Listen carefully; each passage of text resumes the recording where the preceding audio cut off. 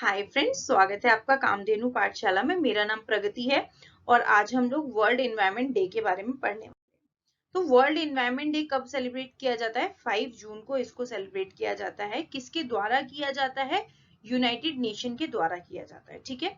1972 में जब Stockholm conference हो रही थी तो उसके पहले दिन को हम लोगों ने किसके रूप में मनाते हैं? हम लोग वर्ल्ड एनवायरनमेंट डे के रूप में मनाते हैं, जो कि आता है 5 जून को।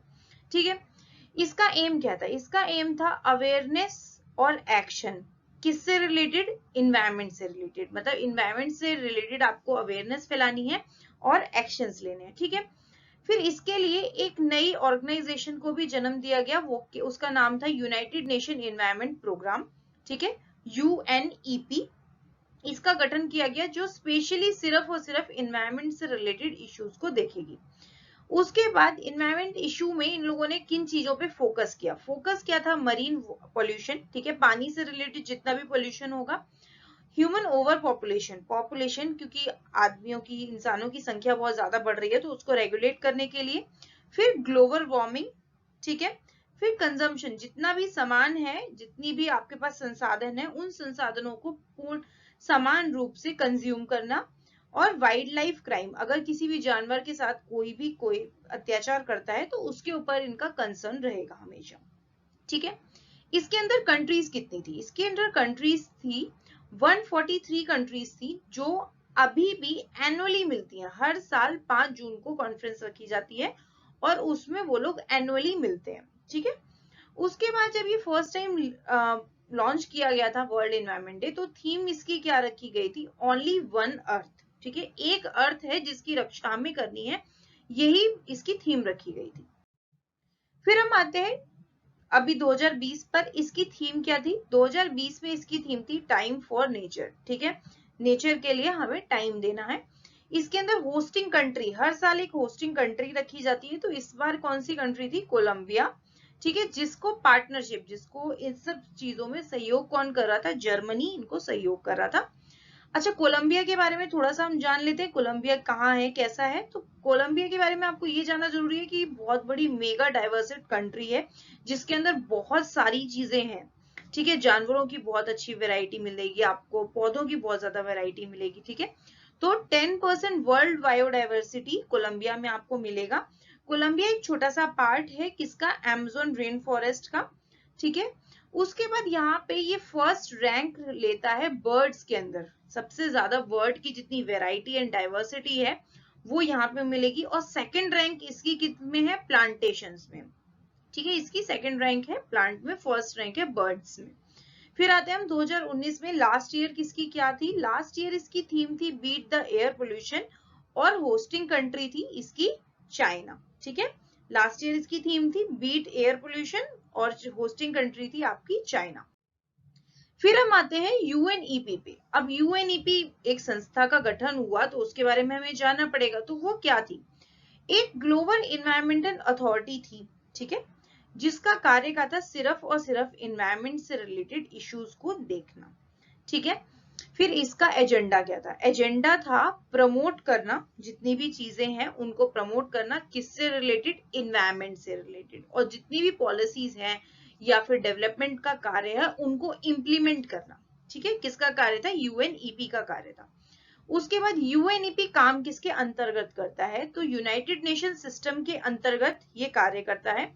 इनका मिशन क्या है? इनका मिशन है, अब एक देश है वो आपको अच्छे से प्रमोट नहीं कर पा रहा है अपने एनवायरनमेंट को, तो उसको क्या करेंगे ये लोग? लीडरशिप देंगे, कि वो लोग आएंगे और आपको बोलेंगे कि आपको ये अपने एनवायरनमेंट को सेव करने के लिए करना चाहिए। तो लीडरशिप देता है और फिर आपको एंकरेज भी करता है। ठीक है, एंकरेज करता है कि आप अपने एनवायरनमेंट को केयर कैसे करें। अब इसका हेडक्वार्टर कहाँ है? इसका हेडक्वार्टर है नैरोबी में। ठीक है, कीनिया में इसका हेडक्वार्टर है। फिर ये जो यूएनईपी है, यूएनईपी में एक है यूएन एनवायरनमेंट असेंबली। ठीक है, इस असेंबली का काम क्या है? ये जितने भी पॉलिसीज बनती हैं, जितने भी प्रमोशन कार्य बनते हैं, या फिर लीडरशिप, एनकरेजमेंट, इम्प्लीमेंटेशन, जितनी भी पॉलिसीज हैं उसका डिसीजन कौन लेता है? United nation environmental assembly. ठीक है, ये इसका सारा इम्प्लीमेंटेशन वर्क करती है। तो इस बारे में भी थोड़ा सा हम जान लेते हैं। ये क्या है, इसकी गवर्न बॉडी है, ठीक है। एक डिसीजन मेकिंग भी बॉडी है जो किससे रिलेटेड डिसीजन लेती है, सिर्फ और सिर्फ एनवायरमेंट से रिलेटेड लेगी, ठीक है। उसके बाद इसके अंदर कितने सदस्य हैं, इसके अंदर 193 सदस्य हैं जो कब मिलते हैं, बाय एनुअली, मतलब हर 2 साल में इसकी समिट होती है, नॉट एनुअली, ठीक है। हमें ये भी ध्यान रखना होगा कि पहले वाली समिट जो होती है वो एनुअली होती है, ये बाय एनुअली होती है, ठीक है। इसका भी हेड ऑफिस नैरोबी कीनिया में ही है। और ये क्या है, पॉलिसी मेकिंग है एंड डेवलपमेंट, क्या करती है, develop environmental law, international environment law ये डेवलप करती है, ठीक है, पॉलिसीज बनाती है और एक ऐसे लॉज बनाती है जिसको पूरे देशों को, जो इसके सदस्य हैं, मतलब 193 अगर इसके अंदर सदस्य हैं तो सारे के सारे इन लॉज को मानेंगे हर हालत में, ठीक है। उसके बाद आते हैं हम इनके वर्किंग एरिया, मतलब वर्ल्ड एनवायरनमेंट डे के अंतर्गत या फिर यूएनईपी के अंतर्गत हम कौन कौन से एरियाज पे ध्यान देते हैं। तो पहला एरिया है हमारा क्लाइमेट चेंज, ठीक है।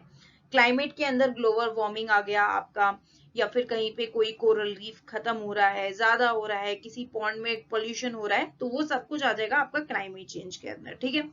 फिर डिजास्टर एंड कॉन्फ्लिक्ट, डिजास्टर हो गए, कोई भी प्राकृतिक आपदा आपके पास आ जाती है, ठीक है, मैनमेड या फिर नेचुरली, दोनों आ जाएंगी। कॉन्फ्लिक्ट, अगर किसी राज्यों, दो देशों के बीच में या फिर दो राज्यों के बीच में किसी भी नेचुरल वेजिटेशन को लेकर कॉन्फ्लिक्ट होते हैं तो उसको सॉल्व करने के लिए भी यूएनईपी आपके सामने आएगा, ठीक है। फिर आते हैं हम इकोलॉजिकल सिस्टम मैनेजमेंट पे, जितनी भी इकोलॉजी है आपके आसपास, जितना भी वातावरण है, या फिर आपके जैसे मैंग्रोव्स हो गए, सुंदरवन हमारे यहाँ है, तो उनको, उनकी रक्षा करने के लिए भी यूएनईपी हमेशा आपके सामने आएगा, ठीक है।